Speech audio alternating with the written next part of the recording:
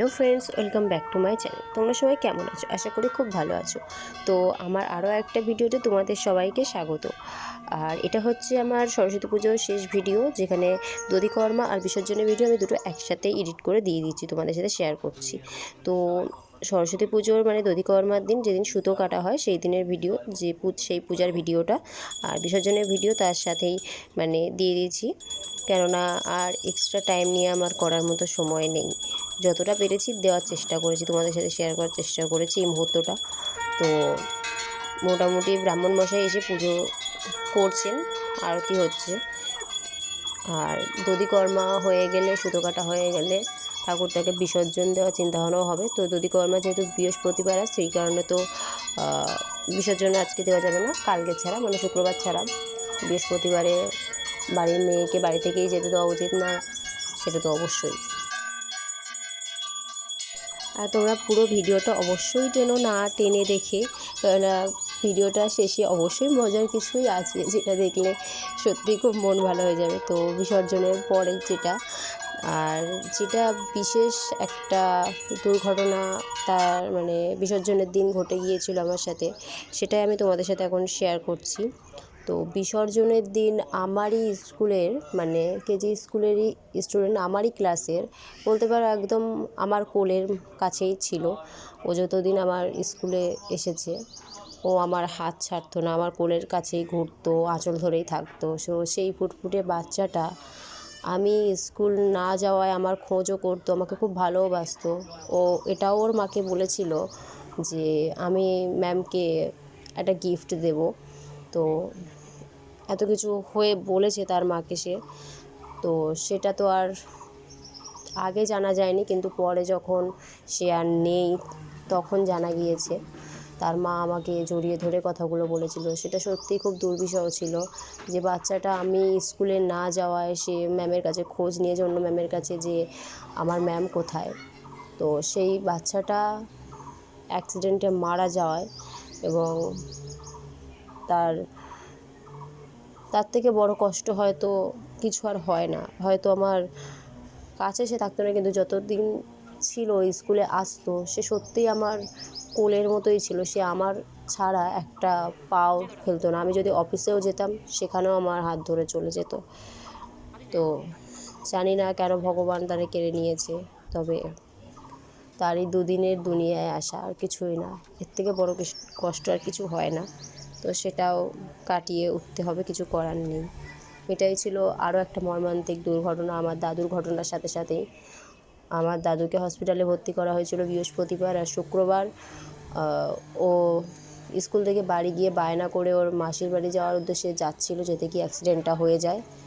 দুর্ভাগ্যের কারণে ওর মা বাবা বেঁচে যায়, বাট ও মানে লরির তলায় পড়ে যায়। তো ওর শেষ দেখাটাও আমার সাথে ওর হয়নি, আর আমি ওর শেষবারের মতো আমি ওকে চোখে দেখতেও পাইনি। আমাদের দুজনেরই দুর্ভাগ্য। ও আমার খোঁজ নিয়েছিল, কিন্তু যে মুহূর্তে আমাদের বর্দি মানে স্কুলের হেডম্যাম বলেছে যে পিয়ালি খারাপ খবর আছে, তো আমি ভেবেছিলাম হয়তো অন্য কোনো ঘটনা হবে, কিন্তু যখন বলেছিল সারাটা দিন ওর কথা মনে পড়েছিল, কিন্তু পরে শেষে গিয়ে দেখছি না ওই। তো ও আজ আমাদের মধ্যে নেই, কিন্তু তাও সারা জীবনও আমার কাছে থেকে গেছে। তো যাই হোক, সব কিছু খারাপের মধ্যে একটু ভালো রাখাও নিজেদের দায়িত্ব থাকে। আমার সরস্বতী পুজোটা কেন এত খারাপভাবে কেটেছে সেটাই তোমাদেরকে বলেছিলাম, আর এটাই ছিল শেষ আরও খারাপ থেকে খারাপ ঘটনা। তো যাই হোক, তোমরা পুরো ভিডিওটা দেখো, বিসর্জনের ভিডিওটা আছে, আমার যা কিছু শেয়ার করা তোমাদের সাথে শেয়ার করেছি।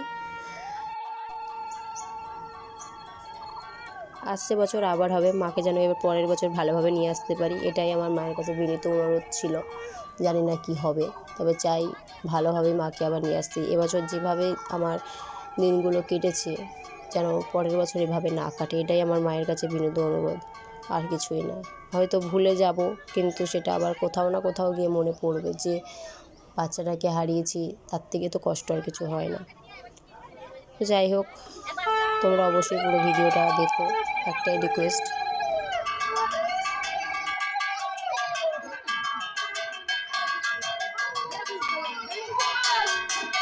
আর এখন সরস্বতী পুজোর বরণ হচ্ছে, একটু সকাল সকালই বরণ করে দিয়ে আসার কথা হয়েছে। আর এই যে আমাদের মধুদি আমার বলছে আমাকে তোল তোল, আমাকে ভিডিওতে তোল। যখন এই ভিডিওটা করছি তখন হয়তো তখনও আমি ওর খবর পাইনি। পরের দিন সকালে পেয়েছিলাম, শনিবার সকালে, আর ঘটেছিল শুক্রবার। সেই জন্য ভিডিওটা করার কিছুটা না হলেও একটু পেয়েছি। হয়তো শুনলে দিনের দিন শুনলে হয়তো আর হতো না, তো যাই হোক। আর আমার দিদার মুড খারাপ থাকলেও তবুও চেয়েছিলাম দিদা করি, যাতে একটু মানে মানসিকভাবে একটু যতটা ভেঙে পড়েছে একটু যাতে ঠিক হয়। তো দিদাই বরণ করেছে প্রথম। আর একজন বরণ করলে পরে একজন মানে পিছনে 4 জন ধরে থাকলে হয়ে যায়, সবাই মিলে বরণ করতে লাগে না।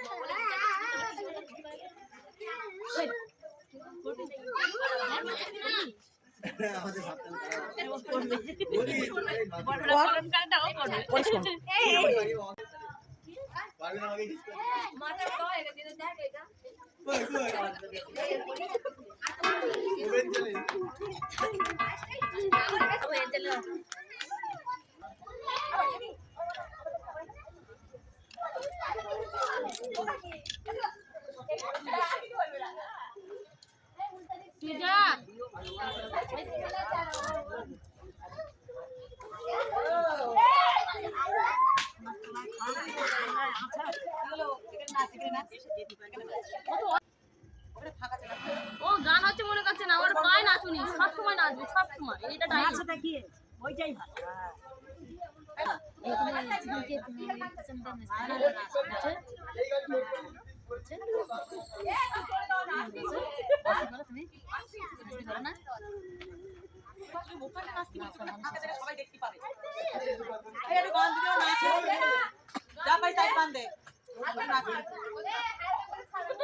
মানে হালকা করে মার, হালকা করে মার।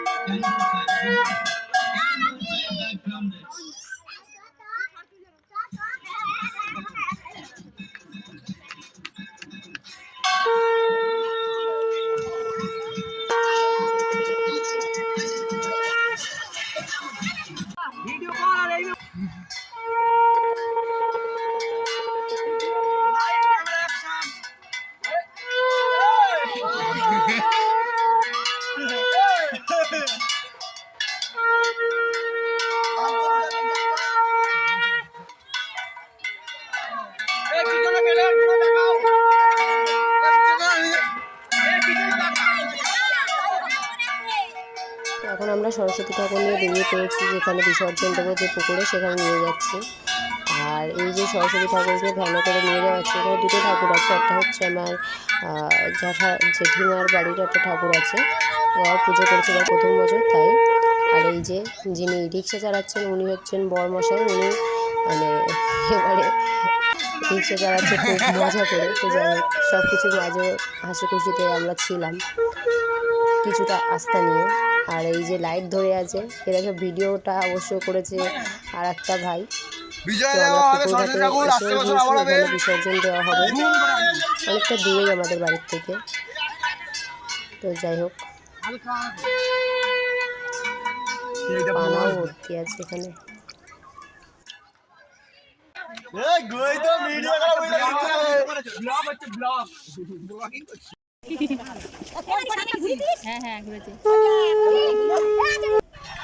আর এই যে যেটা বলছিলাম সবথেকে মজার টুইস্ট, সুপারি পাতাটা নিয়ে টানাটানি করছে, দেখো এদের অবস্থা। তো দ্বিতীয় কারণ আমার